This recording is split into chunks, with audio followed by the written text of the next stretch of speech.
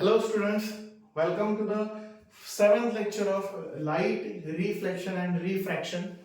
यहाँ पर आज हम लोग रिफ्रैक्शन के बारे में बात करेंगे। ऑलरेडी हमने पहले जो 6 लेक्चर हैं, पहले जो 5 से लेके 6 लेक्चर तक हम लोगों ने जिस टॉपिक के बारे में बात किया, वहां पर मोस्ट ऑफ फोकस कहाँ पर था? रिफ्लेक्शन पर। लास्ट लेक्चर में हम लोगों ने रिफ्रैक्शन के बारे में डिस्कस करना स्टार्ट कर दिया था कि रिफ्रैक्शन क्या होता है, कैसे जब लाइट दो अलग अलग मीडियम से पास होती है तो वहां पर वो अपना पाथ चेंज करती है at the boundary of both two mediums. Refractive index क्या होता है, कैसे वो उसकी पाथ, लाइट की पाथ को चेंज करने में हेल्प करता है, कैसे उसका इफेक्ट लाइट की स्पीड पर, उसके angle of incidence, angle of refraction पर करता है। ये सभी चीजों के बारे में हमने डिस्कस किया था। क्या होता है डेंसर मीडियम, रेयर मीडियम, ये चीजों के बारे में हमने लास्ट लेक्चर में डिस्कस किया था। तो बस अब आज हमें इस लेक्चर सीरीज के लास्ट टॉपिक को डिस्कस करना है और आज हम लोग ये लेक्चर सीरीज यहाँ पर खत्म हो जाएगी। इसके बाद हम लोग इस चैप्टर पर जो पिछले कुछ सालों में आए हुए सीबीएसई बोर्ड एग्जामिनेशन में जो क्वेश्चन आए हैं, पीवाईक्यूज, उसके बारे में डिस्कस करेंगे। फिलहाल आज हम लोग इस चैप्टर को यहाँ पर खत्म कर देंगे अकॉर्डिंग टू योर बुक, जहां पर हम लोग refraction by the lenses discuss करेंगे। फिर उससे रिलेटेड जो डायग्राम्स है उसे देखेंगे, रे डायग्राम्स। अब की बार हम लोग उसको काफी फास्ट डिस्कस करेंगे जस्ट बिकॉज ऑफ ऑलरेडी आप लोग मिरर में उस चीज को डिस्कस कर चुके हो। I hope so. मुझे नहीं लगता अब आपको उतनी डिफिकल्टी आनी चाहिए जितनी पहले आती थी, जस्ट बिकॉज ऑफ वहां पर हम लोग को रूल्स पता नहीं थे। हम लोग पहली बार रे डायग्राम को ड्रॉ कर रहे थे। बहुत से ऐसे बच्चे थे जिन्होंने अभी तक शायद उस चीज को उतना सीरियसली ना डिस्कस किया हो या फिर उतना सीरियसली कभी सोचा ना हो उसके बारे में। फिर हमने पहले रूल्स देखे थे, फिर उसके बाद मिरर्स के टाइप देखे थे, अलग अलग मिरर में अलग अलग पोजीशन पर मिलने वाले अलग अलग इमेजेस, उनकी नेचर, सभी के बारे में हम लोगों ने डिस्कस कर लिया था। अब हमें यहाँ पर डिस्कस करना है जो इमेज मिलती है रिफ्रैक्शन के बाद, उसके बारे में। उससे पहले आप लोग आपका नोटबुक और पेन निकाल लीजिए और जो भी चीजें यहाँ पे अब डिस्कस होंगी उसके बारे में नोट डाउन करना स्टार्ट कर दीजिए। बात करते हैं पिछले कुछ लेक्चर में जो भी हुआ उसके बारे में। जैसे मान लीजिए इस चैप्टर को हमने स्टार्ट जहां से किया था वो था basic properties of lights, just like linear propagation property, light का स्पीड कितना है, लाइट किस चीज से बना है, ये सभी के बारे में हम लोगों ने पहले लेक्चर में, सबसे पहले लेक्चर में डिस्कस किया था। फिर सेकेंड लेक्चर में हम लोगों ने जो डिस्कस किया था वो था reflection. That means what is mean by reflection, regular reflection क्या होता है, इररेगुलर रिफ्लेक्शन क्या होता है। फिर उसके बाद हमने जो अलग अलग बेसिक टर्म्स थे मिरर को लेकर या फिर लेंसेज को लेकर, what is the difference between mirror and lens, उसके बारे में डिस्कस किया था। ठीक है ना। वो सब हो जाने के बाद फिर हम लोगों ने धीरे धीरे हमारा जो टॉपिक था वो मेन आपके according to your book discuss करना स्टार्ट किया था। जैसे मान लीजिए एक एक्टिविटी डिस्कस की थी हमने, how we can find out the focal length of a mirror और लेंस। उसके लिए हम लोगों ने वो जो पेपर को बर्न करने वाली एक्टिविटी थी उसके बारे में डिस्कस किया था। With the help of concave mirror you can burn that paper, just because of concave mirror is a converging mirror। जो लेंस होता है वो कौन सा यूज करोगे, तो कॉन्वेक्स या फिर डबल कॉन्वेक्स लेंस यूज करोगे, just because of double convex lens he converging होता है। इसके अलावा आप कुछ और ट्राई करोगे तो वो पेपर बर्न होने वाला नहीं है, आपको फोकल लेंथ नहीं मिलेगा। तो ये चीजें डिस्कस की थी हम लोगों ने उस एक्टिविटी में। फिर उसके बाद हम लोगों ने रे डायग्राम्स निकाली थी कॉन्केव मिरर के लिए 5 से 6 अलग अलग केसेस के लिए और कॉन्वेक्स के लिए 2 सिर्फ। अब यहाँ पर वही चीज को हम लोगों को डिस्कस करना। रिफ्लेक्शन में क्या होता था, एक जो वेल पॉलिश सरफेस है या तो कर्व सरफेस था या प्लेन सरफेस, उससे लाइट आएगी विद सेम एंगल, फिर से अपोजिट डायरेक्शन में चली जाएगी, that is called as reflection. Refraction क्या होता है कि कोई ट्रांसपेरेंट मीडियम है जस्ट लाइक अ लेंस, उसमें लाइट रे आएगी, उसके अंदर एंटर करने के बाद अपना पाथ चेंज करेगी, फिर वहां से बाहर निकलते वक्त फिर पाथ चेंज करेगी। तो ये जो बार बार अलग अलग मीडियम में से ट्रांसफर होने की वजह से लाइट जो अपनी लीनियर प्रोपोगेशन प्रॉपर्टी है उसको थोड़ा मॉडिफाई कर देती है। लीनियर प्रोपोगेशन प्रॉपर्टी अलाउ है, linear propagation property light follow करती है, पर कब, जब जब वो सिर्फ सिंगल मीडियम में ट्रांसफर करती है। अभी भी जब डिस्कस किए थे रिफ्रैक्शन, तो एयर में लाइट स्ट्रेट लाइन में ट्रेवल कर रही थी, जैसे ही वो ग्लास में गई उसने अपना पाथ थोड़ा सा चेंज कर दिया, पर ग्लास में भी वो स्ट्रेट लाइन में ही ट्रैवल कर रही थी। फिर वहां से बाहर निकलते हो फिर वो स्ट्रेट लाइन में, बस इतना है कि वो जो बाउंड्री होती है डेंसर और रेयर के बीच की, उस बाउंड्री पर वो अपना पाथ हल्का सा चेंज करती है, इसे हम लोग रिफ्रैक्शन बोलते हैं। तो यहां तक हम लोगों ने पिछली बार डिस्कस कर लिया था। अब हम आते हैं आपके नेक्स्ट टॉपिक पर, that is refraction by the spherical mirrors. मैं यहां पर लिखवा देता हूं, refraction by spherical lenses, refraction by spherical lenses। Okay, इससे पहले हम लोग कुछ ऐसी चीज के बारे में बात करते हैं जो आपने प्रैक्टिकल लाइफ में शायद कभी ना कभी कहीं ना कहीं देखी होगी। जैसे लास्ट टाइम आपको याद है मैंने आपको बताया था कि मान लो कि मैं यहाँ पर पेपर लेता हूँ, वो एक्टिविटी जो हमने डिस्कस की थी उसके बारे में, और यहाँ से जो सन है वहां से आने वाले लाइट रेस किस पर इंसिडेंट कर रहे थे, कॉन्वेक्स लेंस पर, और कॉन्वेक्स लेंस पर जाने वाले फिर क्या हो रहे थे, सबकी सब जो लेंसेस थे, सॉरी हाँ सबकी सब जो आपकी रे डायग्राम रे थी वो सभी की सभी किसी एक पॉइंट पर जाकर मिल रही थी। यहाँ पर कुछ इसी तरीके से, तो जहां पर वो जाकर मिलेगी पेपर बंद होना वहां पर स्टार्ट हो जाएगा, ऐसा हमने डिस्कस किया था। अब यहाँ पर बात करते हैं कि ऐसा सिर्फ एक ही जगह पर आपने देखा है लेंस के बारे में, नहीं, इसके अलावा भी ऐसे बहुत सारे एप्लीकेशन है जहां पर हम लोगों ने स्फेरिकल मिरर्स को ऑब्जर्व किया होगा। जैसे मान लीजिए कि अगर आप कभी किसी मोबाइल रिपेयरिंग शॉप पर अगर गए हो, या फिर उसके अलावा मान लीजिए आपकी रिस्ट वॉच होती है उसकी रिपेयरिंग के शॉप पर अगर गए हो, तो आपने देखा होगा कि वहां पर जो एम्प्लॉय होता है वो जब काम करता है वो अपने आई के पास आईपीस जो होता है वहां पर एक किट यूज करता है, जस्ट बिकॉज ऑफ जो बहुत छोटे छोटे कंपोनेंट्स है उसको वो क्लियरली देख सके। तो वहां पर भी स्फेरिकल मिरर्स यूज होते हैं, जस्ट बिकॉज देखा होगा आपने लेंस पीस होता है उसके पास, उस with the help of that lens piece वो उन कंपोनेंट्स को और भी क्लियरली देखने की कोशिश करता है। तो वो लेंस का एक एग्जांपल है, स्फेरिकल लेंस का एक एग्जांपल है जहां पर स्फेरिकल लेंस को यूज किया जाता है। उसके अलावा मैग्नीफाइंग ग्लास देखा होगा आपने अक्सर कुछ बुक्स में, जहां पर यहाँ पर भी मैग्नीफाइंग ग्लास था, एक तरीके से हम लोगों ने पेपर एक्टिविटी जब करवाई थी आपको बोला था, तो वो मैग्नीफाइंग ग्लास ही था। तो इसका मतलब हम ये भी बोल सकते हैं कि वहां पर भी जो आप मैग्नीफाइंग ग्लास यूज करते हो वो भी एक तरीके का लेंस ही है। क्यों यूज किया जाता है मैग्नीफाइंग ग्लास? जब मान लो कि कोई आर्टिकल लिखा है किसी बुक में या न्यूज़पेपर में, उसके जो वर्ड्स हैं वो शायद उतने क्लियरली दिखाई नहीं दे रहे हैं, जस्ट बिकॉज ऑफ जो ऑब्जर्वर है शायद उसका कोई प्रॉब्लम हो, तो वो with the help of magnifying glass उस चीज को देखने का कोशिश करता है। तो इसका मतलब क्या हुआ कि वो उस वर्ड्स को क्लियरली देखने के लिए ट्राई कर रहा है। तो वो भी किस चीज से, with the help of this refraction with the lenses की वजह से होता है। उसमें भी अगर आप ऑब्जर्व करेंगे तो उनका सरफेस कैसा होता है? प्लेन सरफेस होता है क्या? नहीं, प्लेन सरफेस नहीं होता है, वो स्फेरिकल सरफेस होता है।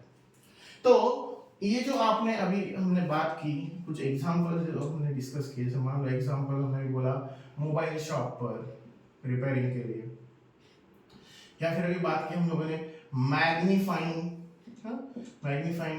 ग्लासेस जो यूज करते हैं, मैग्नीफाइंग ग्लासेस जो यूज करते हैं, इन सभी ग्लासेस में जब हम लोग कोई भी चीज को देख रहे हैं तो वहां पर रिफ्लेक्शन यूज हो रहा है। अब हम लोगों का पॉइंट ऑफ व्यू ये था इस टॉपिक को डिस्कस करने के लिए, आपके बुक में भी इस चीज को डिस्कस किया गया है। पॉइंट ये था कि मान लीजिए कि अगर मैं यहाँ पर कुछ सरफेस ड्रॉ करता हूँ तो मुझे उसे गेस करना है कि ये जो लेंस है, ये इस सरफेस जो है लेंस का वो कौन सा है। जैसे एक एग्जांपल कि अगर यहाँ पर मैं ये इस तरीके से ड्रॉ करूँ, इस तरीके से, अब यहां पर क्या हो रहा है, यहां पर ये जो दोनों सरफेस है वो इनवर्ड कर्व है। That means we can say that the surface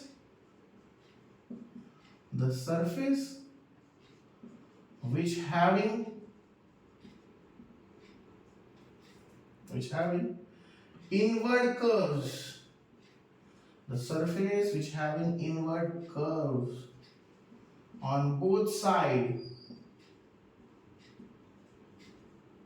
so It is called as, so it is called as, क्या बोला जाता है यहाँ पर लिख दो, it is called as concave, oh sorry, double concave lens। अगर कोई ऐसा सरफेस है जिसमें दोनों ही साइड में जो कर्व है वो अंदर की तरफ गया है, तो उसे क्या बोला जाता है, कॉन्केव, डबल कॉन्केव लेंस बोला जाता है। यहां पर एक चीज नोट करने जैसी है, एक चीज ऑब्जर्व कीजिए, जो डबल कॉन्केव लेंस है वो कॉर्नर पर थोड़ा ब्रॉड है, और जो मिडल पर है वो काफी थीन है, या फिर थिक या थीन के लैंग्वेज में अगर बताएं, the double concave lens are thin at middle as compared to corners या फिर ends। The double concave lens are thin at the middle or at lanes are very thin at middle as compared to corners। Corner पर एक observe कीजिए, ये जो corner है यहाँ पर और यहाँ पर ये ब्रॉड है, और एक ऑब्जर्व कीजिए ये जो मिडल है यहाँ पर जो आपकी लेंस है वो काफी थीन है। तो ये किस में दिखाई देता है आपको, सिर्फ डबल कॉन्केव लेंस में ही दिखाई देता है। बहुत मतलब मान लीजिए कि आपको शायद एमसीक्यू में पूछ लिया जाए कि मिडल में जो होता है कौन सी लेंस है जो मिडल में क्या होती है, काफी थीन होती है, तो ऑब्वियसली क्या आंसर आएगा उसका, डबल कॉन्केव लेंस। पहले ये नोट डाउन कर लीजिए, फिर उसके बाद मैं आपको डबल कॉन्वेक्स लेंस के बारे में बताता हूँ।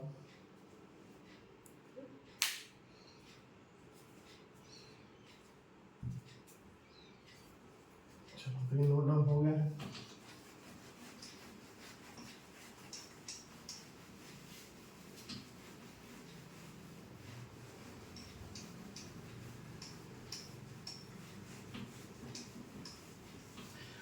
सिमिलरली इसके बाद अब डबल कॉन्वेक्स में अगर आपने देखा होगा कुछ इस तरीके से उसका सरफेस होता है। अब ये सरफेस में क्या देखा जा रहा है कि एक ऐसी लेंस, एक ऐसा सरफेस जहां पर दोनों सरफेस कर्व्ड आउटवर्ड है, बाहर की तरफ कर्व निकले हैं, तो उसे क्या बोला जाता है, double convex lens. The surface whose both sides are curved outward,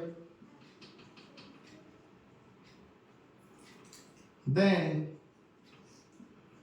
it is called as double convex lens। It is called as double convex lens। अब यहां पर लिखा कर देने जैसी बात यह है, मैं नोट में अगर लिखवाऊं तो मिडल में यहां पर मिडल में ये काफी थिक होते हैं या फिर काफी ब्रॉड होते हैं, बड़े होते हैं, और जो एंड्स होते हैं या फिर कॉर्नर्स होते हैं, कॉर्नर्स में ये काफी थीन होते हैं, तो काफी शॉर्ट होते हैं। ये इसका बोलेगा मतलब ये एक चीज हो गई। अगर ये चीज आपको समझ में आ गई है कि डबल कॉन्वेक्स क्या होता है, डबल कॉन्केव क्या होता है, तो कई बार बच्चों का सवाल होता है, फिर मान लो अगर ये इस तरीके से है, तो ये सरफेस ऐसा है, तो फिर इसे कौन सा सरफेस बोला जाएगा। ये डिपेंड करता है कि अगर लाइट रेज यहां से आ रही है तो इसका मतलब फिर ये कॉन्वेक्स लेंस कंसीडर किया जाएगा। एक सरफेस जो इसका है, ये वाला सरफेस, ये कॉन्वेक्स है, और ये कौन सा सरफेस है, ये प्लेन सरफेस है। समझ में आ रहा है। अगर ये ऐसे यूज किया जाता है ऐसे, तो ये कौन सा हो गया, कॉन्केव, जस्ट बिकॉज ऑफ यहां से अगर लाइट रेज आ रही है तो ये आ गया तो सॉरी कॉन्केव है क्योंकि कर्व इनवर्ड है, और ये जो आपका इधर का सरफेस है ये प्लेन सरफेस है। क्लियर हो रहा है सभी को। अगर दोनों सरफेस बाहर है तो डबल कॉन्वेक्स, दोनों सरफेस अंदर की तरफ है तो डबल कॉन्केव, बट एक ही सरफेस है तो फिर उसे कॉन्केव या कॉन्वेक्स के बारे में बताया जाएगा। तो ये चीजें याद रखनी, आपको कंफ्यूजन नहीं होने देना है। यहाँ पर तो ये भी चीज क्लियर है कि आप ऐसे सरफेस में तो कहीं से भी ट्राई कीजिए, इधर से ट्राई कीजिए, उधर से ट्राई कीजिए, रिजल्ट तो आपको सेम ही आने वाला है। बस ये डिपेंड करता है कि आपने जो ऑब्जेक्ट है वो कहाँ पर रखा है। जैसे आप ऑब्जेक्ट रखोगे उस हिसाब से आपको इमेज मिलेगा। समझ में आ रहा है? तो ये चीजें नोट डाउन कर लीजिए। अब यहाँ पर मैं फिर से, एक्चुअली ऑलरेडी वो टॉपिक हम लोग लिखवा चुके हैं, डिस्कस भी कर चुके हैं, पर फिर भी अगर मान लो अगर आप भूल गए हो तो फिर से मैं यहाँ पर लिखवा देता हूँ नोट। जो आपका पहला नोट लिखवा कर दे तो convex lenses are always converging in nature, converging in nature। इसका मतलब क्या हुआ? What is mean by converging? That means उस पर आने वाले सारे लाइट रेज बाद में एक ही पॉइंट पर जाकर मिलते हैं, तो उसे बोला जाता है कन्वर्जिंग लेंस। ये कॉन्वेक्स के केस में होता है। कॉनकेव के बारे में क्या लिखवाएंगे? Concave lenses are always diverging in nature। what is mean by diverging? that means उस पर आने वाले लाइट रेज आफ्टर रिफ्रैक्शन सभी के सभी क्या होते हैं, जैसे मान लो मैंने यहाँ पर ये ड्रॉ कर दिया, ये 3 लाइन ड्रॉ कर दी, वो बाद में बाहर की तरफ आपको जाते हुए नजर आएंगे। तो ये चीज होती है कि कॉनकेव और कॉन्वेक्स की जब रे डायग्राम ड्रॉ कर रहे हो तो इस चीज के बारे में हमें याद रखना है कि आप जब ड्रॉ कर रहे हो तो आप कॉन्वेक्स के बारे में ड्रॉ कर रहे हो या कॉनकेव के बारे में। कॉन्वेक्स अगर ड्रॉ कर रहे हो इसका मतलब डेफिनेटली सारे लाइट रेज कहीं पर एक प्रिंसिपल एक्सिस पर फोकस पर जाकर मिलेगी या किसी और जगह पर जाकर मिलेगी, डिपेंड करता है कि आपने ऑब्जेक्ट कहां पर रखा है, पर इतना पक्का है कि सारे लाइट रेज एक ही पॉइंट पर जाकर मिलेंगे। पर अगर कॉनकेव की डायग्राम ड्रॉ कर रहे हो तो वो डाइवर्ज होगी, फिर उसे आपको एक्सटेंड करना पड़ेगा और उस हिसाब से फिर आपको डायग्राम ड्रॉ करनी पड़ेगी। तो ये चीजें आपको याद रखनी है, बहुत बेसिक चीजें हैं जो लेंसेज के बारे में होती है। ये नोट डाउन अगर कर लिया है, पहले ये नोट डाउन कर लीजिए, फिर हम हमारे केसेस पर आते हैं, अलग अलग केसेस कॉन्वेक्स के लिए और कॉनकेव के लिए।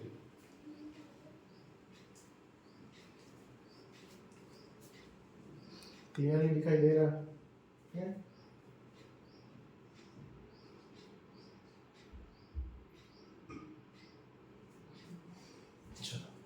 अब हम लोग डिस्कस करते हैं image obtain by convex lenses. Main topic पर आते हैं। ये तो आपका जनरल डिस्कशन हो गया अबाउट द लेंसेस। यहाँ पर भी हमें लेंस फार्मूला को देखना है कि जो लेंस फार्मूला होता है वो क्या होता है, कैसे डिस्कस किया जाता है, कैसे उसे यूज किया जाता है अलग अलग केसेस में। अब यहाँ पर बात करेंगे कि image formation by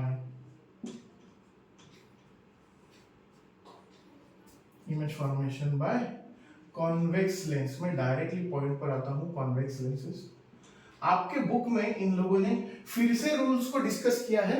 अगर किसी को याद नहीं, मैं शॉर्ट में यहाँ पर बता देता हूँ कि मान लीजिए कि अगर मैंने यहाँ पर कहीं पर एक सरफेस लिया, जैसे हम लोगों ने कॉन्वेक्स और कॉन्वेव के बारे में बात किया था, मिरर के बारे में, अगर वो पैरेलल है तो बाद में क्रॉस होकर जाएगा, ऐसा एक पहला रूल लिखवा कर दिया था। दूसरा रूल लिखवा कर दिया है कि अगर वो सेंटर ऑफ कर्वेचर से जा रहा है तो सेंटर ऑफ कर्वेचर से ही रिटर्न आएगा। तीसरा रूल लिखवा कर दिया था कि अगर कोई भी लाइट रे पहले ही क्रॉस होकर जा रहा है तो बाद में पैरेलल हो जाएगा। ये सारी चीजों को मैंने पहले ही मिरर में पढ़ाया है, तो ये रूल्स फिर से आपको जस्ट फॉर अंडरस्टैंडिंग लेंसेज के पहले भी दिखाई देगी आपके बुक में, पर मुझे नहीं लगता अब फिर से इस चीज को डिस्कस करने की जरूरत है। अगर कोई बच्चा, कोई स्टूडेंट इस चीज को, इस टॉपिक को आज पहली बार देख रहा है तो उसने इसे समझने से पहले जो आपके जो लेक्चर सीरीज के पहले जो लेक्चर है उसे देखना जरूरी है, तो फिर उसे शायद ये चीजें समझ में आए।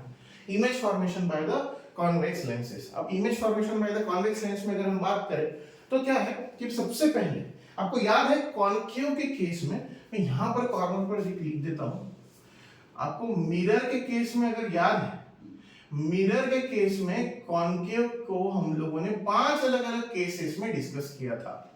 Beyond at the infinity, beyond the centre of curvature, on the centre of curvature, between the centre of curvature and focus, on the focus, वगैरह वगैरह।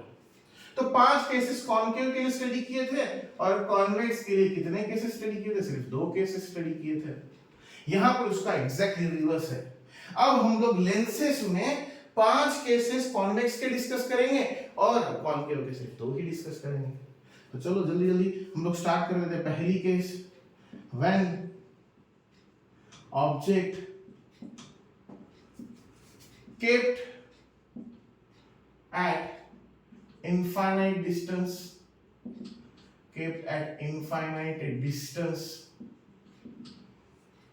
अगर मान लो कि मैंने कोई भी एक ऑब्जेक्ट को इनफाइनाइट डिस्टेंस पर रखा है, तो उसके बारे में अगर बात करें, रे डायग्राम पहले डिस्कस कर लेते हैं।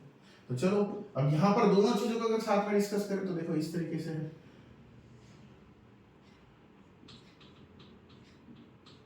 ये आपका प्रिंसिपल एक्सिस ड्रॉ कर दिया। अब ये प्रिंसिपल एक्सिस ड्रॉ हो गया। फिर वही बात कि आप ज्यादा से हो सके तो 2 या 3 रेज दिखाइए, उससे ज्यादा मत दिखाइए। आप जितना ज्यादा रेज दिखाओगे फिर उतना ज्यादा उस चीज में आपको क्या होगा, कंफ्यूजन होगा। कंफ्यूजन होगा समान लो। यहाँ पर ना सेंटर ऑफ कर्वेचर का लैंग्वेज उतना यूज नहीं किया है लोगों ने। तो मान लो ये आपका फोकस है तो उससे डबल वाला रेडियस ऑफ कर्वेचर होता था, याद है? वहां पर फोकल लेंथ का डबल जो होता है, वो फोकल लेंथ का डबल जो होता है वो रेडियस ऑफ कर्वेचर होता है। यहाँ पर मैंने f1 और यहाँ पर 2f1 लिखा है, मतलब उसका डबल लिखवाया है। अब उस साइड में फोकस, दूसरा फोकस दिखाएंगे f2 और वहां पर आपके सारे के सारे लाइट रेज जाकर मिलेंगे। मान लो कि अगर ये आपका दूसरा फोकस f2 है, किसका? इस कॉन्वेक्स लेंस का, तो क्या होगा कि सभी की सभी लाइट रेज जाकर वहीं पर मिलेंगी, वहीं पर कन्वर्ज होंगी। अब ये यहां पर जाकर कन्वर्ज हो रही है, इसका मतलब हम ये बोल सकते हैं कि convex lens is a converging lens and whatever the light rays will be passing through it, it will be converged at the focus। कौन से फोकस पर? जो उसके अपोजिट साइड में है, ये उसका 2 टाइम्स ऑफ फोकस, ठीक है ना?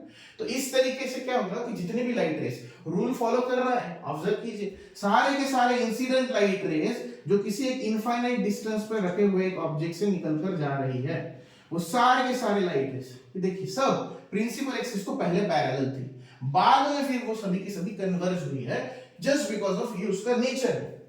सही है ना? मैंने यहाँ पर तो लिखवाया है कि ऑब्जेक्ट अगर आप इनफाइनाइट डिस्टेंस पर रखते हो तो आपको क्या रिजल्ट मिलेगा कि इमेज जो है वो फोकस पर मिलेगी, हाईली डिमिनिश पॉइंट साइज होगी, हाँ, और सबसे main important thing that is real and inverted image आपको मिलने वाली है। किसके केस में? लेंसेज के केस में। ओके, यहाँ पर चीजें लिख लीजिए।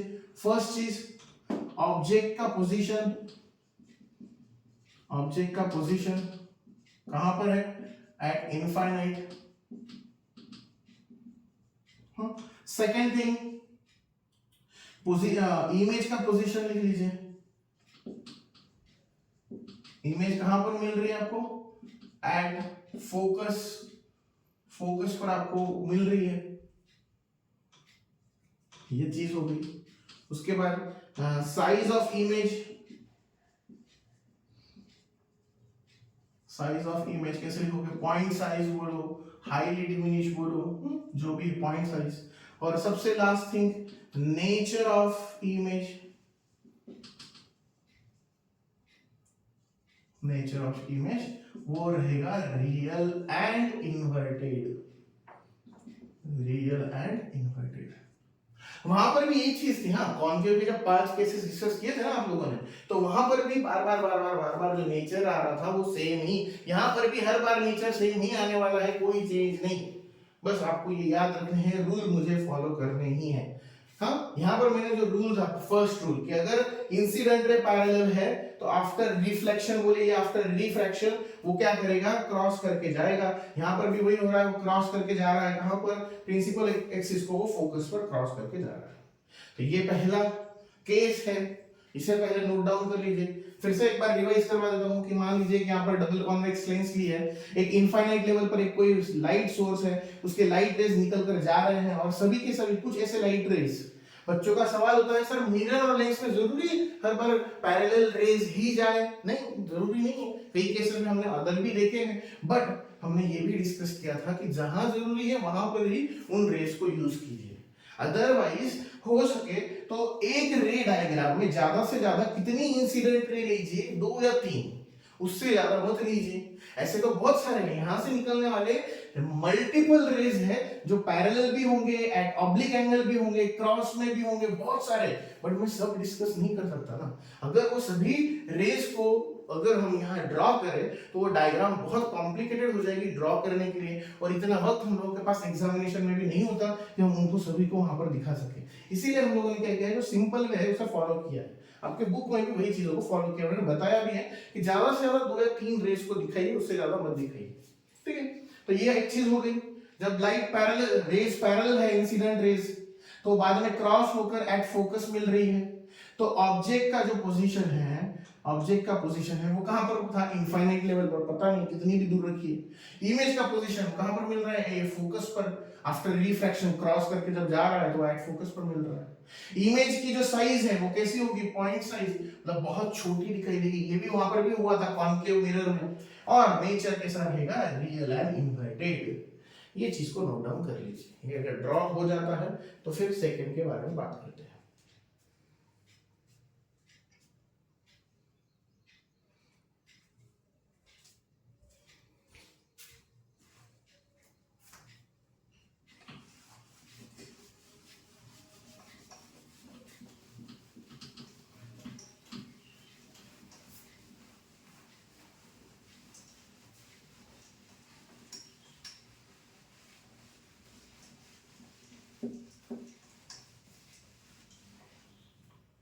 ओके, अब ये चीज अगर आपको समझ में आ गई है तो सेकंड केस के बारे में बात करते हैं। सेकंड केस क्या था, when object kept beyond the center of curvature, kept beyond the center of curvature, और beyond the center of curvature अगर लैंग्वेज नहीं यूज कर रहे हो तो beyond the focus बोल सकते हो आप, या फिर 2f जो बोलते हो ना वो लिखवा कर देता हो। beyond the center of curvature लिख लीजिए, या फिर जिसे ब्रैकेट में आपने 2f1 इंडिकेट किया था उससे बियॉन्ड हम लोग उसको ड्रॉ करेंगे। ठीक है, बियॉन्ड द 2f1। अब मैं यहाँ पर डायग्राम ड्रॉ करता हूँ, या आपकी डबल कॉन्वेक्स लेंस ही डिस्कस कर रहे हैं हम लोग फिलहाल। प्रिंसिपल एक्सिस हो गई आपकी, यहाँ पर मान लीजिए f1 लिखवा दिया, उसका 2 टाइम्स ऑफ f1 यहाँ पर लिखवा दिया, उसका डबल लिखवा दिया। यहाँ पर कहीं पर मैंने f2 लिखा, उससे डबल पे मैंने कहीं पर 2f2 लिखा। बस अब क्या करना है, यहां से लास्ट टाइम जो हम लोगों ने ऑब्जेक्ट दिखाया था वो एट इनफाइनाइट लेवल दिखाया था। अब वो अगर बियॉन्ड 2f1 है, इसका मतलब वो पॉइंट के जगह पर हम लोग एक्सटेंडेड ऑब्जेक्ट की तरह दिखाएंगे उसे। तो कुछ इस तरीके से मान लो कि यहाँ पर ऑब्जेक्ट को रख दिया, बियॉन्ड 2f2 रखा है, उससे पहले रखा है। याद है कॉन्केव मिरर में क्या हो रहा था, ऑब्जेक्ट नजदीक जा रहा था और ये इमेज इधर की तरफ जा रही थी। अब इसमें देखना क्या होगा, ऑब्जेक्ट नजदीक की तरफ जाएगा, इमेज पहले यहां मिली थी ना, अब वो धीरे धीरे धीरे धीरे उस तरफ सरकती जाएगी, उस तरफ मूव होती जाएगी, और इमेज जो है वो मैग्नीफाइड मिलना स्टार्ट हो जाएगी। यहां पर इसे क्या, इसके बारे में अगर डिस्कस करें तो चलो, ये एक रे को हमने पैरेलल ड्रॉ कर दिया जो बाद में क्रॉस होकर जाएगी। किसे क्रॉस होकर जाएगी, ये आपके 2f2 को क्रॉस होकर जाएगी। फिर उसके बाद एक को हम क्या करते हैं, इस पोल में से ट्रांसफर करने की कोशिश करते हैं। ओके, अगर हम इसे यहां से ड्रॉ करें तो यहां पर कहीं पर क्रॉस कर कर जा रही है, यहां पर। इसका मतलब मैं अगर इस ऑब्जेक्ट को यहां पर नाम दे दूं ए बी, तो यहां पर जो इमेज मिल रही है वो क्या मिल रही है, बी डैश ए डैश।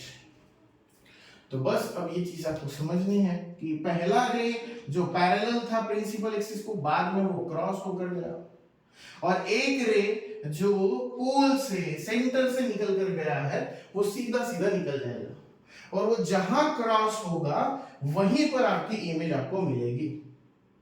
अब यहां पर नोट करने जैसी बात है कि जब ऑब्जेक्ट बियॉन्ड इनफाइनाइट पर था तो बरोबर इमेज कहां पर मिल रही थी, यहां पर। अब क्या हो गया, वो नजदीक आ गया तो इमेज आपकी थोड़ी सी इधर उधर मूव होना स्टार्ट हो जाएगी। इसका मतलब अब यहां पर अगर मैं नोट डाउन करने जाऊं तो फर्स्ट थिंग ऑब्जेक्ट की पोजीशन क्या लिखोगे आप लोग? बस डायग्राम के हिसाब से लिख दो, बियॉन्ड 2f1, ये 2f1 जो है उसके बाहर की तरफ, वहां पर आपका ऑब्जेक्ट रखा है। इमेज बनाएंगे, जो इमेज जो बनी है, इमेज की पोजीशन वो क्या लिखोगे? बिटवीन, उसकी जो इमेज है वो कहां मिल रही है? f2 and 2f2, between f2 and 2f2, इन दोनों के बीच में आपको मिलेगी। उसके बाद नेचर ऑफ इमेज वही लिखेंगे जो पहले भी लिखी थी। हाँ, क्या लिखेंगे? Real and inverted, real and inverted. और सबसे इंपॉर्टेंट चीज जो आपकी साइज है, ऑब्जेक्ट की साइज, अब वो इधर की तरफ मूव हुआ है, इसका मतलब हल्का सा चेंज होगा, that is size of object, sorry size of image, वो क्या होगी? Diminished. Last time highly diminished थी, अब की बार क्या रहेगी? सिर्फ डिमिनिश्ड। और जो नेचर होगा वो क्या होगा? रियल एंड इन्वर्टेड होगा। पहले से नोट डाउन कर लीजिए, फिर थर्ड केस के बारे में बात करते हैं। जल्दी जल्दी नोट डाउन कीजिए, आज ही इस टॉपिक को खत्म करना है।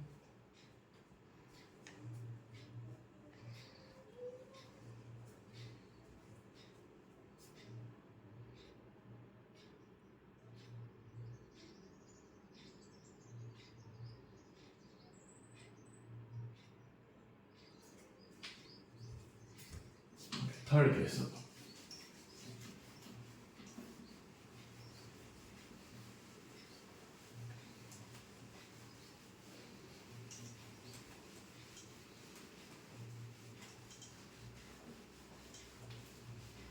ओके। अब थर्ड केस कौन सा होगा? लास्ट टाइम भी वही हुआ था, इनफाइनाइट, बियॉन्ड, अब एट दी फोकस या फिर at the centre of curvature. Mirror की लैंग्वेज में बताए तो at the centre of curvature, इसके लैंग्वेज में बताए तो when object kept on 2f1, कहां पर रखा है? 2f1 पर, मतलब एक तरीके से सेंटर पर ही रखा है। चलो अब उसे फिर से डिस्कस करते हैं। फिर से एक प्रिंसिपल एक्सिस को ड्रॉ कर दीजिए, वहां पर आप एक लेंस को बता दीजिए,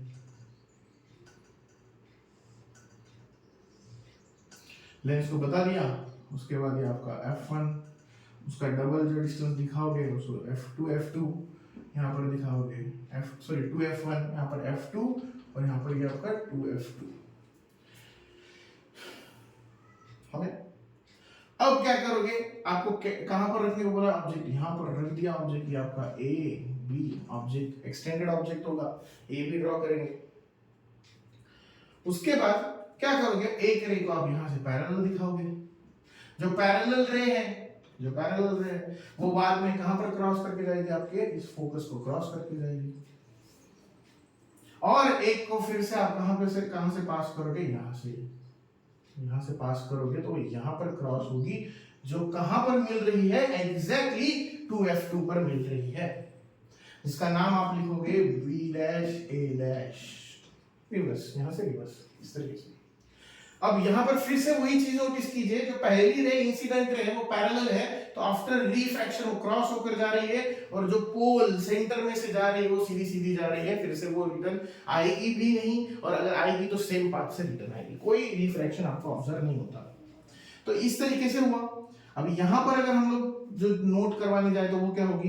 फिर से वही ऑब्जेक्ट का पोजीशन, ऑब्जेक्ट का जो पोजीशन है वो कहां पर है? एट 2f1, मतलब ये यहां पर रखा हुआ है। हाँ,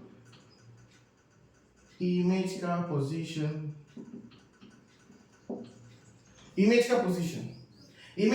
कहां पर मिल रहा है?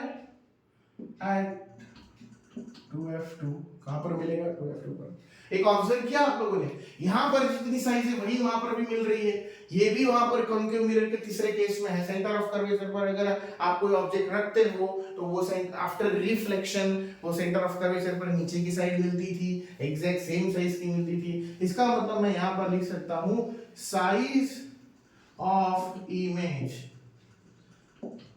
एग्जैक्टली सेम एज ऑब्जेक्ट, मतलब जितनी साइज ऑब्जेक्ट की होगी उतनी ही साइज की इमेज आपको वहां पर बनती हुई नजर आएगी।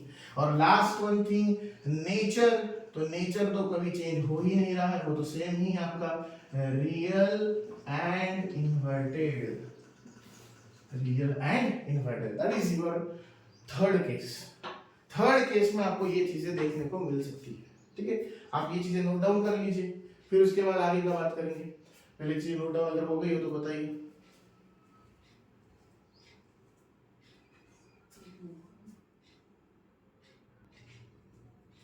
ओके, चलो अभी थर्ड केस अगर आपने नोट डाउन कर लिया है तो उसके आगे बात करते हैं।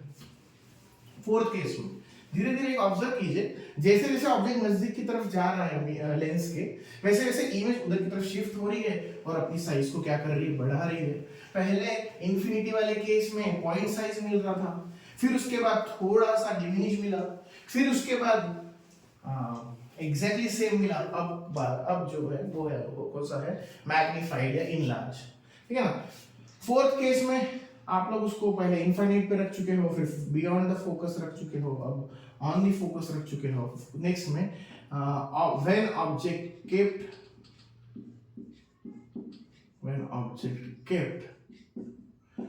बिटवीन 2f1 एंड f1, जब आप उसे f1 और 2f1 के बीच में रखते हो तब, इसे मान लीजिए यहां पर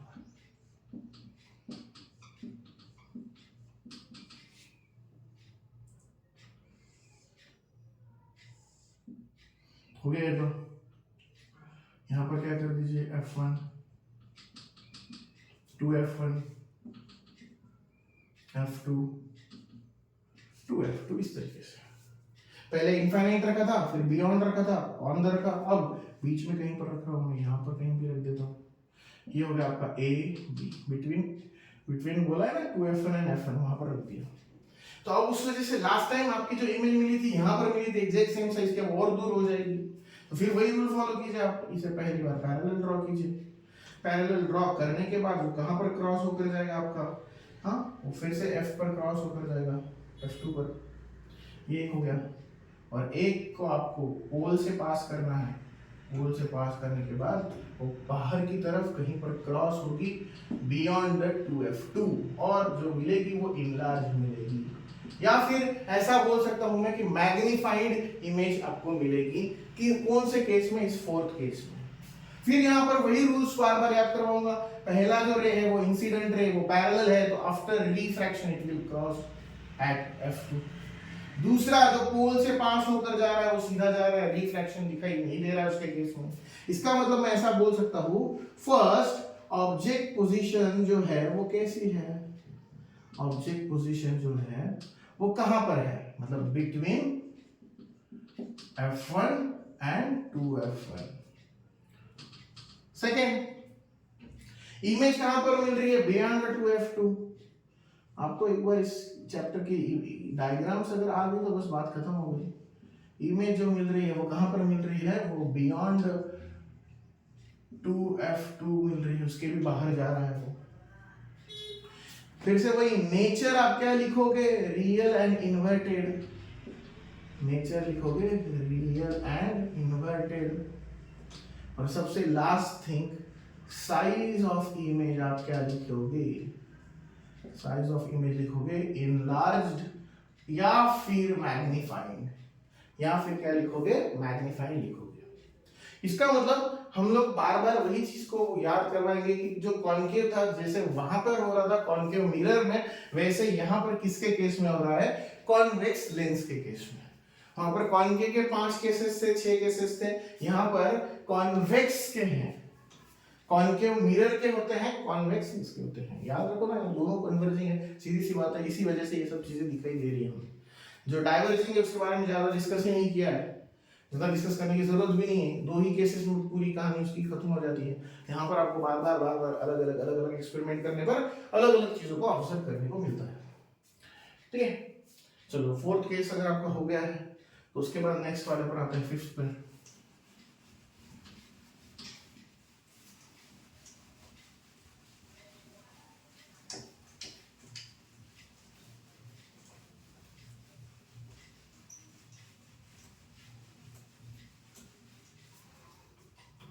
ओके, फिफ्थ में अगर बात करें, फिफ्थ में क्या होगा, आपने बिटवीन रख दिया, आप कहां पर रखेंगे, when object kept on F1, कहां पर रखोगे आप, जब उसे F1 पर, दैट मींस फोकस पर रखोगे तो आपको क्या दिखाई देगा, अब उसके बारे में बात करते हैं। अब यहां पर ये ड्रॉ कर दिया मैंने प्रिंसिपल एक्सिस, यहाँ पर कहीं पर भी एक जगह पर मैंने कॉन्वेक्स लेंस को ड्रॉ कर दिया। अब यहाँ पर आपका F1 दिखा दिया, यहाँ पर 2F1, यहाँ पर F2, यहाँ पर 2F2। मैंने बोला उस हिसाब से अगर मैं यहाँ पर रख दूं ऑब्जेक्ट को F1, पहला ड्रॉ कर दिया, दूसरा क्रॉस होने के बाद कहीं पर इस तरीके से जाएगा, और जो दूसरी ड्रॉ करोगे आप वो पोल में से, वो कुछ इस तरीके से जाएगी।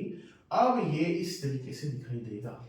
इसका मतलब क्या हुआ, जब आप ऑब्जेक्ट को F1 पर रखते हो तो उसका जो इमेज मिलेगा वो एट इनफाइनाइट लेवल मिलना स्टार्ट हो जाएगा। वही कहानी हुई, रिपीट है, वाइस वर्सा। जब वो ऑब्जेक्ट पर था तो इमेज फोकस पर मिलती थी, अब जब मैंने ऑब्जेक्ट फोकस पर रख दिया तो उसकी इमेज इनफाइनाइट पर जाना स्टार्ट हो गई। हाईली इनलार्ज बोल सकता हूं। क्या क्या लिखवाऊंगा इसके बारे में, नोट,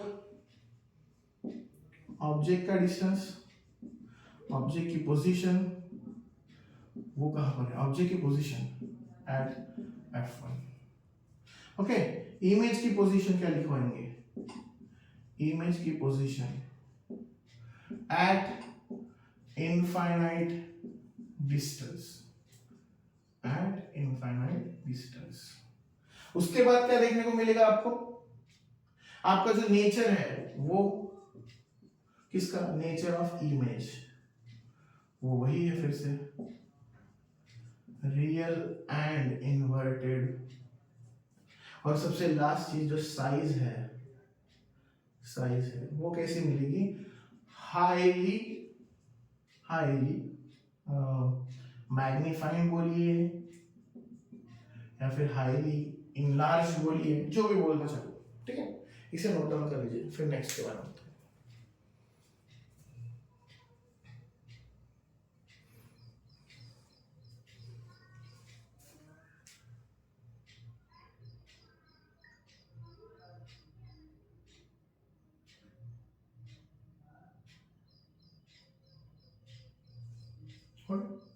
इसमें और एक केस है, उसे आप लोग देख सकते हो, बुक में भी दिया है। F1 के और नजदीक जाओगे तो क्या होगा, वही इनफाइनाइट लेवल पर मिलेगा, बस एक चीज बदल जाएगी, नेचर ऑफ इमेज। अभी तक real and inverted, real and inverted, real and inverted था, लास्ट में वर्चुअल एंड इरेक्ट आ जाएगा।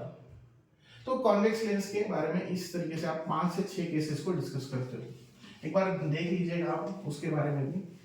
वो चीज मतलब कंटिन्यूस होने वाली थी, इसके लिए हम लोगों ने ऐसे खत्म कर दिया। ओके, ये नोट डाउन अगर हो गया है तो फिर आगे की बात करते हैं। अब आते हैं कॉनकेव लेंस के बारे में। डाइवर्जिंग लेंस होती है, सभी को पता है, और वो डाइवर्जिंग लेंस है तो इसका मतलब वहां पर सिर्फ 2 ही केसेस डिस्कस होंगे।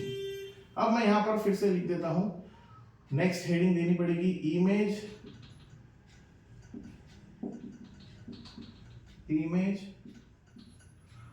फॉर्मेशन बाय कॉनकेव लेंस,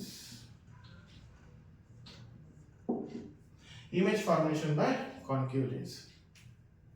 अब ये होता क्या है actually, image formation, concave lens वगैरह के बारे में, उसके बारे में अगर देखें हम लोग तो सीधी सी बात है, दोनों जो सरफेस होंगे वो कर्व इनवर्ड होंगे। जब रेज उसमें से निकलेगी आफ्टर इंसिडेंस तो वो रिफ्रैक्ट होकर डाइवर्ज हो जाएंगी। तो बस उसमें हमें 2 अलग अलग केसेस को डिस्कस करना है। पहला कि अगर ऑब्जेक्ट को आपने एक इनफाइनाइट डिस्टेंस पर रखा है तो आपको जो इमेज मिलेगी वो कैसी मिलेगी उसके बारे में डिस्कस करना है, ठीक है। चलिए डायग्राम ड्रॉ करते हैं। मान लीजिए कि आपका ये एक प्रिंसिपल एक्सिस ड्रॉ कर दी, यहाँ पर ये आप लोगों ने क्या कर दिया, एक कॉनकेव लेंस को ड्रॉ कर दिया। हो सके तो वेट, एग्जैक्टली सेम साइज की दिख रही है।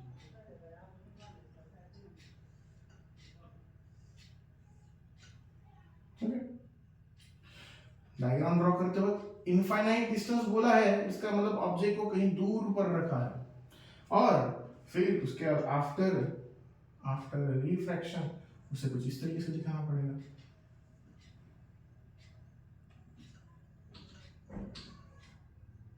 हो गया इतना F1 to F1। अब क्या करना है आपको, बस इसको यहाँ एक्सटेंड करके यहाँ से ऐसे दिखाना है, इसको भी एक्सटेंड करके यहाँ से ऐसे दिखाना है। ओके, ये डायग्राम ड्रॉ कर ली, ये हो गया। ये डायग्राम किस चीज के लिए है, आपकी कॉन्केव लेंस के लिए है, image formation bye concave lens. अब यहाँ पर ये भी चीजें लिख लेते हैं कि इसका जो ऑब्जेक्ट पोजीशन है, मैंने ऊपर लिखा है सॉरी केस फर्स्ट जो है वो क्या है, when object kept on eight infinite level. Object position जो है वो क्या लिखा होगा, eight infinite distance, at infinite distance. Object को काफी दूर रखा है, दिखाया नहीं ना ऑब्जेक्ट, एक्सटेंडेड ऑब्जेक्ट दिखाया नहीं। मान लो कि ये इस तरीके से है, हम लोगों ने बार बार जो इनफाइनाइट वाले केसेस है उसमें हमने कोई एक एस्ट्रोलॉजिकल ऑब्जेक्ट को कंसीडर कर लिया है ताकि आपको समझने में आसानी होगी इनफाइनाइट लेवल पर मतलब कहाँ रखा है और क्या रखा है। तो आप सन को या फिर कोई भी मून को किसी को भी कंसीडर कर लीजिए, ठीक है। इमेज का पोजीशन, इमेज का पोजीशन कहाँ पर मिलेगा, यहाँ पर मिलेगा at F1, at F1, F1 मिलेगा। हो गया। उसका नेचर क्या लिखोगे, वहां पर सारे रियल इन्वर्टेड है। देखिए एक ऑब्जर्व करने वाली बात है, हाँ कॉन्केव में भी ना पहले सब वर्चुअल लास्ट में रियल इन्वर्टेड आए थे मिरर वाले केसेस में, और लास्ट में फिर जो कॉन्वेक्स के दो केसेस डिस्कस किए थे उसमें भी रियल इन्वर्टेड। यहाँ पर क्या कहानी है, यहाँ पर पहले सभी real inverted real inverted real inverted, last वाला जो हमने डिस्कस नहीं किया, डायरेक्टली ओरली डिस्कस कर लिया, उसमें वर्चुअल इरेक्ट है। यहाँ पर भी नेचर क्या आएगा, वर्चुअल एंड इरेक्ट। मतलब पहले का टेबल जहां खत्म होता है दूसरे का वहीं से स्टार्ट होता है, वर्चुअल एंड इरेक्ट। साइज क्या लिखोगे, ऑब्वियसली इनफाइनाइट डिस्टेंस पर डिमिनिश साइज है, पॉइंट साइज है, ओके, हाईली डिमिनिश्ड और diminished and point sized. That आपको काफी छोटी इमेज दिखाई देगी इस केस में। पहले ये ड्रॉ कर लीजिए, फिर इसकी और एक केस है वो भी डिस्कस करेंगे।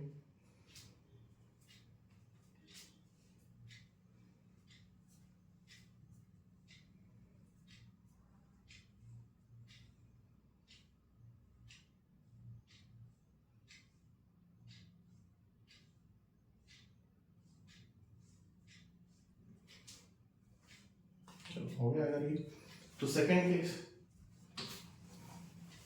अब ये सेकंड केस होकर भी सेकंड में अपने आप में बहुत अलग अलग केसेस है, क्योंकि आपको वहां पर भी याद होगा जो सेकंड मिरर डिस्कस किया था उसमें पहली केस इनफाइनाइट थी, उसके बाद सारे केसेस एक ही इसमें आ गए थे। यहाँ पर भी लिखूंगा मैं कि अब यहाँ पर beyond F1 to F1 on the F1 वगैरह कुछ भी नहीं, सीधा सीधा सेकंड केस में व्हेन इंफिनिटी तो हो गया, अब when object kept between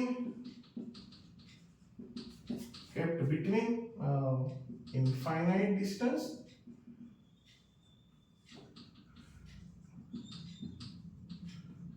and optical centre. Optical centre मतलब जिसे हम पोल बोल रहे थे ना अभी तक, मिरर में पोल बोलते हैं उसी तरीके से यहाँ पर ऑप्टिकल सेंटर बोलते हैं, मान लीजिए इसे।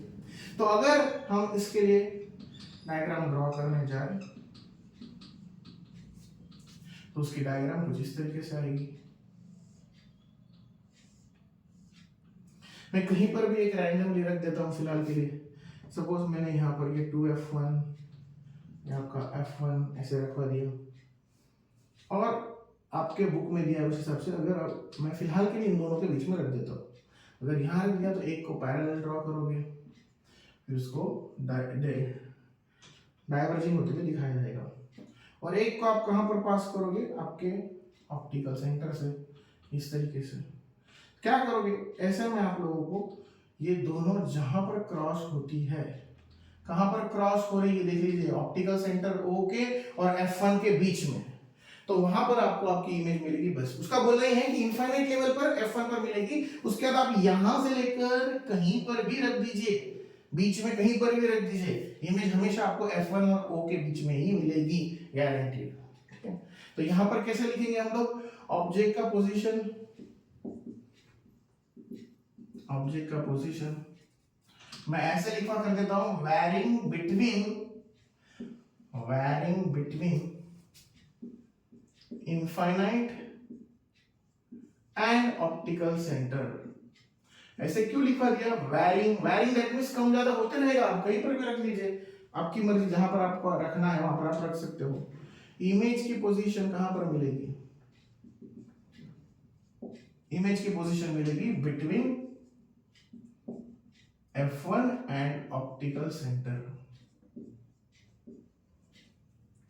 नेचर क्या रहेगा, वही वर्चुअल एंड इरेक्ट। और लास्ट में आप सबसे लास्ट में जो साइज लिखोगे वो कैसे लिखोगे, लास्ट टाइम पॉइंट साइज लिखा था, ये हाईली डिमिनिश लिखा था, इसे डिमिनिश लिख दीजिए, बस हो गए। ये आपके हैं image formation by the spherical lenses. अब इसके पहले ये लिख लीजिए, एक्चुअली इसके बाद आप लोगों के बुक में इन लोगों ने लेंस फॉर्मूला के बारे में डिस्कशन किया है, but the lens formula is the mathematical और you can say that it is a numerical part, therefore हम उसे सबसे लास्ट में डिस्कस करेंगे। उससे पहले एक छोटा टॉपिक है जो आपके बुक में सबसे लास्ट में दिया है, पहले उसे डिस्कस कर लेते हैं, पावर ऑफ लेंस के बारे में, फिर हम लोग लेंस फॉर्मूला के बारे में तुरंत डिस्कस कर लेंगे। पहले ये नोट डाउन कर लीजिए, अगर ये नोट डाउन हो गया है तो फिर हम आगे के टॉपिक के बारे में बात करेंगे। नोट डाउन कर लीजिए पहले ये,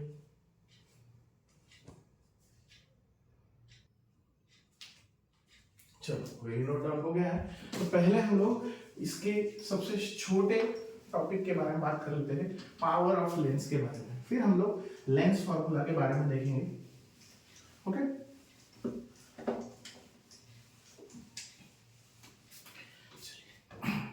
अब आते हैं आपके पावर ऑफ लेंस पर। एक्चुअली पहले होता क्या है पावर ऑफ लेंस, वो आप समझ लीजिए।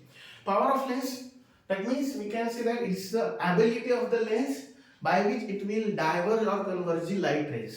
अब सीधी सी बात है कि कोई भी, हर किसी जो लेंसेस होते हैं उनके अलग अलग पावर ऑफ कन्वर्जेंस होती है, पावर ऑफ डाइवर्जेंस होती है, तो बस उसे ही हम लोग पावर ऑफ लेंस बोलते हैं। कुछ कुछ जिसकी, अब ये किस चीज पर डिपेंड करता है, तो उस लेंस की फोकल लेंथ पर डिपेंड करता है।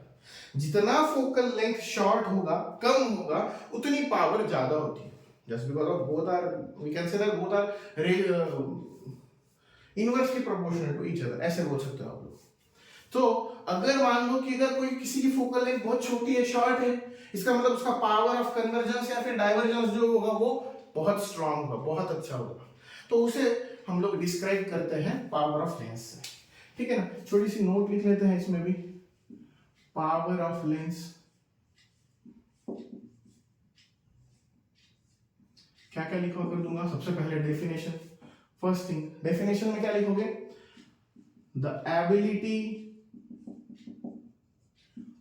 of lens to diverge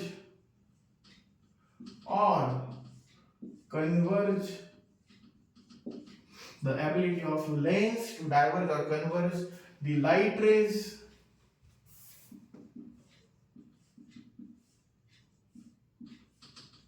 are called as power of lens। कोई भी एक ऑब्जेक्ट, सॉरी कोई भी एक लेंस है, वो कोई भी लाइट को कितना कन्वर्ज कर रही है या फिर कितना डाइवर्ज कर रही है, उसे उसकी पावर बोली जाती है। अब वो किस पर डिपेंड होता है, सीधा सीधा मैं लिखा कर दे देता हूं, power is equal to, formula होता है 1 upon focal length, so we can say that both are reciprocal और both are inversely proportional to each other, reciprocal एक दूसरे के। तो इसका मतलब इतना पक्का हो गया कि power of lens depends on focal length. जो पावर होती है वो किस पर डिपेंड होती है, फोकल लेंथ पर। अब इनवर्सली प्रोपोर्शनल है तो इसका नॉलेज सभी को होगा। फोकल लेंथ अगर हम कम करते जाएंगे तो पावर उतनी क्या होती जाएगी, बढ़ती जाएगी। और अगर पावर ज्यादा नहीं चाहिए तो फोकल लेंथ को बढ़ाइए, फिर अगर फोकल लेंथ बढ़ेगा तो पावर क्या हो जाएगी, कम हो जाएगी। डायरेक्टली प्रोपोर्शनल में होता है दोनों साथ में बढ़ते हैं, दोनों साथ में कम होते हैं। इनवर्सली प्रोपोर्शनल में होता है कि एक बढ़ेगा तो दूसरा कम होगा, इस बारे में ये चीज होती है। अब इसमें और एक चीज नोट करवा दूं, ये बहुत इंपॉर्टेंट है, हाईलाइट करके भी रखिए। जो कॉन्वेक्स लेंस होती है, कॉन्वेक्स लेंस होती है, उसकी जो पावर होती है वो पॉजिटिव होती है। कॉन्वेक्स लेंस की पावर पॉजिटिव होती है और कॉन्केव लेंस की पावर जो होती है वो क्या होती है, नेगेटिव, वो होती है नेगेटिव। यहां पर एक चीज और देखने जैसी है कि मैंने जैसे बोला कि फोकल लेंथ अगर आप कम करोगे तो पावर आपकी बढ़ेगी। So we can say that if the lens having short focal length, अगर कोई ऐसी लेंस है जिसे आप यूज कर रहे हो और उसकी जो फोकल लेंथ है वो बहुत शॉर्ट है, then its power of convergence और डाइवर्जेंस, डिपेंड करता है आप कौन सी लेंस यूज कर रहे हो, वो कॉन्केव है या कॉन्वेक्स है।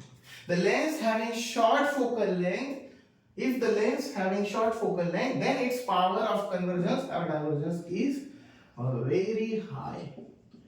क्योंकि रेसिप्रोकल है ना, मैं इसे बहुत कम कर दे रहा हूँ तो पावर मेरी बहुत स्ट्रांग होगी, बहुत बढ़ेगी, एंगल ऑफ डाइवर्जेंस बढ़ेगा, एंगल ऑफ कन्वर्जेंस बढ़ जाएगा। और अगर मैं फोकल लेंथ बढ़ा दूंगा तो फिर पावर मेरी क्या होना स्टार्ट हो जाएगी, कम होना स्टार्ट हो जाएगी। अब इसमें एक और चीज, इसका जो यूनिट होता है, मेजरमेंट के लिए यूनिट यूज करते हैं, तो पावर ऑफ लेंस का यूनिट जो होता है वो क्या होता है, डायोप्टर।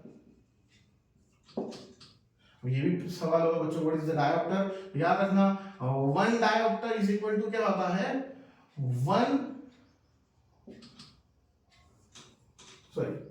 पर मीटर आप बोल सकते हो। ऐसा क्यों, मान लो कि मुझे अगर डायोप्टर इस फॉर्मूले में पुट करना है, पावर अगर 1 लानी है तो क्या करना पड़ेगा, 1 अगर लाना है, सीधी सी बात है, ये x फोकल लेंथ भी कितना हो गया आपका, वो भी 1 ही हो गया, तो फोकल लेंथ आपका 1 होगा, but 1 dioptre that means reciprocal आप रिप्रेजेंट कर सकते हो इस तरीके से, हो गया।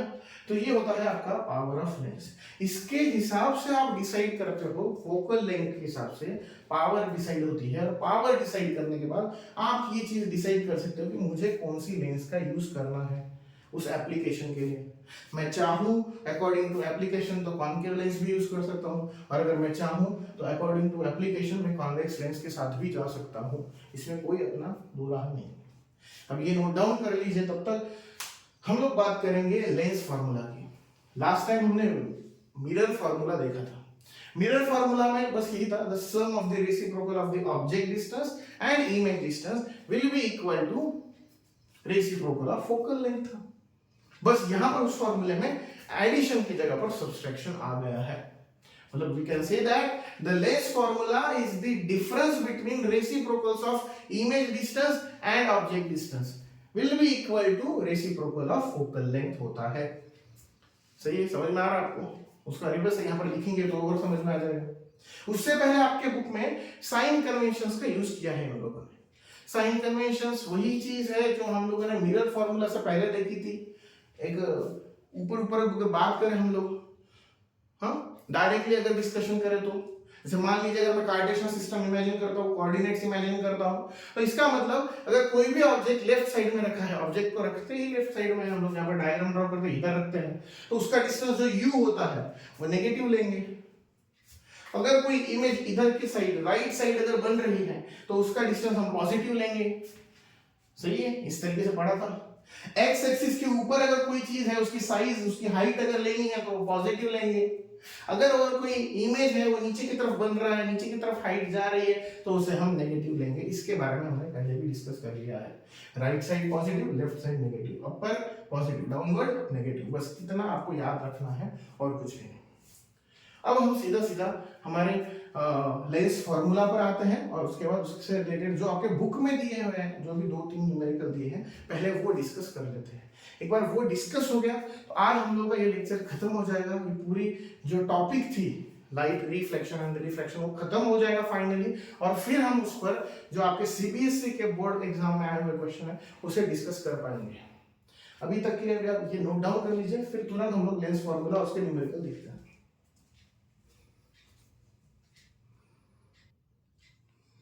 ओके, अगर ये नोट डाउन हो गया है तो लेंस फॉर्मूला और मैग्निफिकेशन पर आते हैं। हमारे इस चैप्टर का लास्ट टॉपिक, इसके बारे में हमें डिस्कस करना है, लेंस फॉर्मूला और मैग्निफिकेशन। जल्दी जल्दी डिस्कस कर लेते हैं, क्योंकि ऑलरेडी मिरर अगर आपने पढ़ लिया है तो आपको लेंस के बारे में, उसके रे डायग्राम्स के बारे में, उसके फॉर्मूलाज के बारे में याद करने में उतनी दिक्कत नहीं होती है जितना मिरर के केसेस में होती है, क्योंकि वो हम लोग का फर्स्ट टाइम होता है। फर्स्ट टाइम हम लोग उसके बारे में इतना डिटेल में स्टडी करते हैं, इसीलिए हमें उतना टाइम लगता है उस चीज को। लेंस फॉर्मूला पर आते हैं सीधा सीधा। आपको याद करवा दूं, मिरर फॉर्मूला कुछ इस तरीके से था, 1/u + 1/v = 1/f। ये आपका मिरर फॉर्मूला था। और उसमें मैग्निफिकेशन रेशियो क्या था? मैग्निफिकेशन रेशियो या फिर मैग्निफिकेशन लिखवा कर दिया था size of image to the size of object. अगर साइज नहीं दिया है तो distance of image to the distance of object. मैंने ये याद रखने को बोला है उस लेक्चर में कि इमेज जो होती है वो मिरर की आउटपुट होती है। यहाँ पर भी इमेज जो मिल रहा है वो आउटपुट है, तो बस इतना याद रखना है, आउटपुट अपॉन इनपुट। आउटपुट क्या है? इमेज। इनपुट क्या है? ऑब्जेक्ट। मान लो लेंस या मिरर के सामने आप अगर ऑब्जेक्ट रखोगे ही नहीं तो इमेज मिलेगी किस चीज की? तो ये याद रखना था। ये मिरर फॉर्मूला है। लेंस फॉर्मूला क्या है? उसका रिवर्स। यहां पर सम था, यहां पर डिफरेंस है। Difference between the reciprocal of image distance and object distance will be equal to reciprocal of focal length. ये है हमारा lens formula.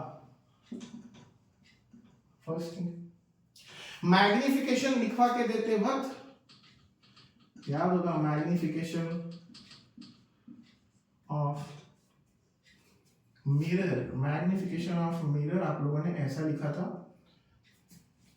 -v/u। That means we can say it is distance of image to the distance of object. ये किसके लिए था? Mirror के लिए।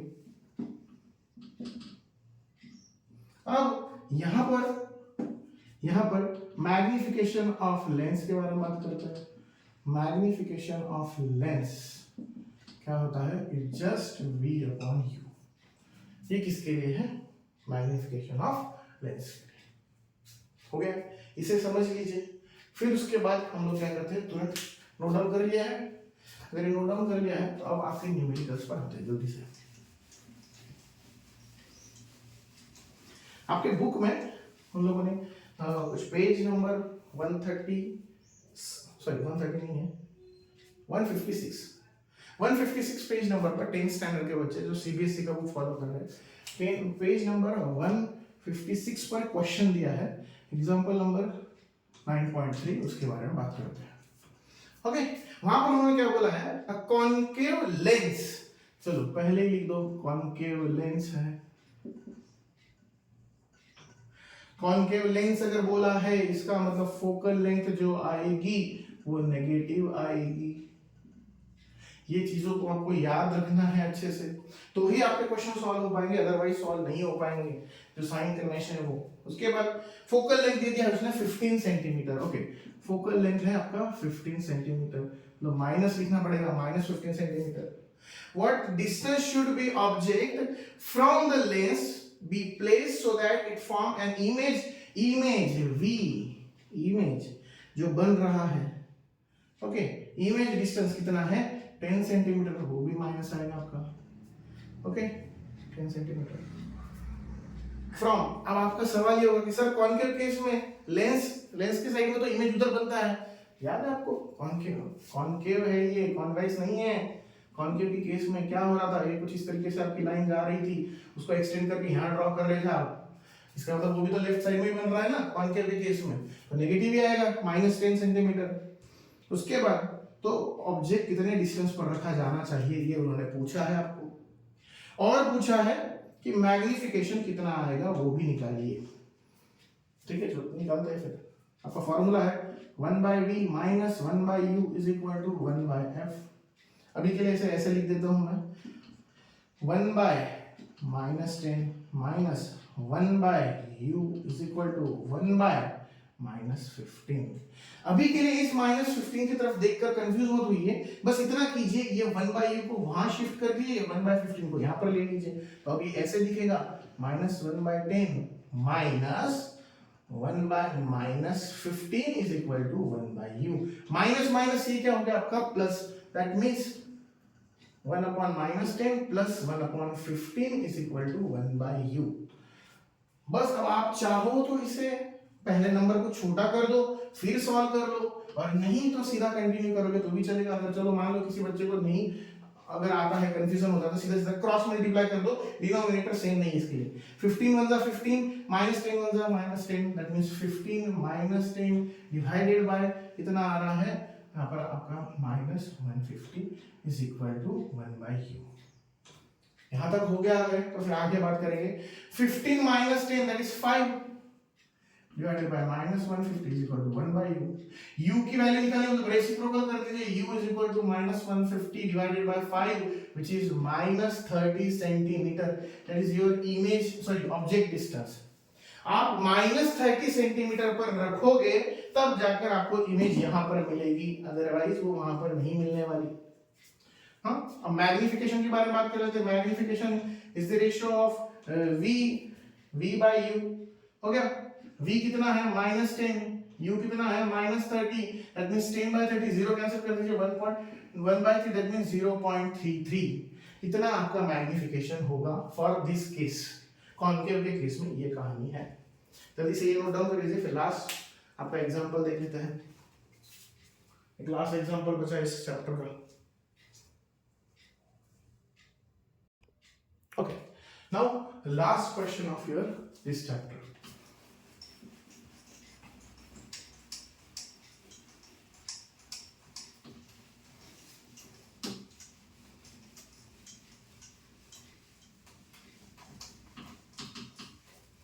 Okay, example 9.4, page number भी बता देता हूं, पेज नंबर 156 ही है। अब की बार कॉन्केव की जगह पर कॉन्वेक्स वाला क्वेश्चन है। बोला है 2 सेंटीमीटर टॉल ऑब्जेक्ट, मतलब हाइट ऑफ ऑब्जेक्ट दिया है, हाइट ऑफ ऑब्जेक्ट h मान लेते हैं 2 सेंटीमीटर। ऑब्वियसली ऊपर की तरफ होगा तो पॉजिटिव ही लेंगे उसे। Perpendicular to the principal axis, हाँ होता ही, ये प्रिंसिपल एक्सिस यहाँ पर ऑब्जेक्ट रखते हैं तो परपेंडिकुलर हो ही गया वो, ठीक है। कॉन्वेक्स लेंस आ गया। अब कॉन्वेक्स लेंस आया है तो क्या करेंगे, पॉजिटिव लेंगे। पावर में लिखवा कर दिया था, याद है, पावर में भी लिखवा कर दिया कि जो कॉन्वेक्स लेंस का पावर होता है पॉजिटिव होता है। वो कब पॉजिटिव करें, फोकल लेंथ भी पॉजिटिव है, तो फोकल लेंथ दी है पॉजिटिव 10 सेंटीमीटर, हो गया। उसके बाद बोला है distance of object from the lens is 15 centimetre, that means u is equal to -15 centimetre, ये भी हो गया। अब पूछा है उसने कि इमेज का डिस्टेंस बताइए, मैग्निफिकेशन बताइए, और लास्ट में उसने सिर्फ इतना पूछा है कि आपका नेचर और पोजीशन क्या होगा। नेचर एंड पोजीशन, इमेज का नेचर एंड पोजीशन क्या होगा वो बताइए, ठीक है। चलो फॉर्मूला पर आते हैं आपके। 1 by v minus 1 by u is equal to 1 by f। निकालना क्या है हमको, निकालना क्या है v, ओके। तो 1 by v is equal to, इसको वहां पर शिफ्ट कर दीजिए, पॉजिटिव हो जाएगा ये 1 by f minus positive 1 by u। What is the 1 by f, that is f का वैल्यू 10 प्लस u कितना है -15, ये -15 तो क्रॉस मल्टीप्लाई कर लीजिए, क्रॉस मल्टीप्लाई करेंगे -15 1 जा -15 और ये +10 डिवाइडेड बाय -150, बस हो गया। -15 + 10 that is -5 divided by -150, -5 divided by -150। Reciprocal कर दीजिए तो 150 डिवाइडेड, दोनों नेगेटिव इंटीजर्स है तो पॉजिटिव आंसर आएगा, तो v इक्वल टू आ रहा है 30 सेंटीमीटर। बस आपका ये आंसर आ गया। मैग्निफिकेशन निकालने को बोला है। मैग्निफिकेशन क्या आता है, v अपॉन u। v कितना आया है आपका 30, बट u आपका जो u है वो माइनस है, -15, तो ये कितना आया आंसर, -2। हाँ, मैग्निफिकेशन है तो सिर्फ यूनिट नहीं आएगा उसका, जस्ट बिकॉज ऑफ दोनों यूनिट सेम है, इसके लिए -2 आंसर है। अब बची लास्ट चीज इस बारे में कि जो आपका इमेज है वो इमेज क्या आएगा। इतनी बार तो पढ़ लिया, इतनी बार देख लिया, कॉन्वेक्स लेंस के हर केस में जो इमेज मिलता है वो कैसा होता है, रियल एंड इन्वर्टेड। तो बस आपका नेचर आएगा रियल एंड इन्वर्टेड, हो गया। पोजीशन वगैरह आपने डिस्कस कर दिया यहाँ पर। इसका मतलब अब यहाँ पर हम लोगों के इस टॉपिक से रिलेटेड सभी चीज क्लियर हो चुके होंगे, आई होप सो। आपने ये सभी नोट डाउन किया है तो अच्छे से इसको बार बार रिवाइज कीजिए। ये आपके पूरे 10th स्टैंडर्ड में मोस्ट इंपॉर्टेंट चैप्टर है, और मैं फिर से बोलूंगा ये आपके आने वाले फ्यूचर में, आप अगर कोई इंट्रेंस एग्जाम का प्रिपरेशन करते हो रिगार्डिंग साइंस, तो वहां पर भी बहुत इंपॉर्टेंट है। इसलिए इस चैप्टर को आप हल्के में नहीं ले सकते।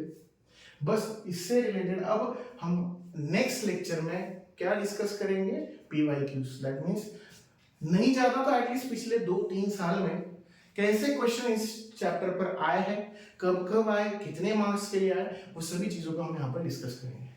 एक बार ये लेक्चर सीरीज खत्म हो जाए तो फिर हम लोग हमारे नेक्स्ट चैप्टर की तरफ जाएंगे, पर उससे पहले हम इसे पूरा खत्म करेंगे।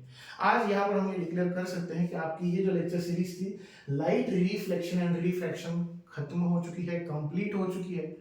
फिर भी इससे रिलेटेड कोई डाउट हो तो आप हमें पूछ सकते हो, या फिर आपके जो भी ओपिनियन हो आप कमेंट बॉक्स में बता सकते हो। तब तक के लिए आप आपका डिस्कशन जारी रखिए, आपका प्रिपरेशन जारी रखिए। हम मिलेंगे नेक्स्ट लेक्चर में। Thank you.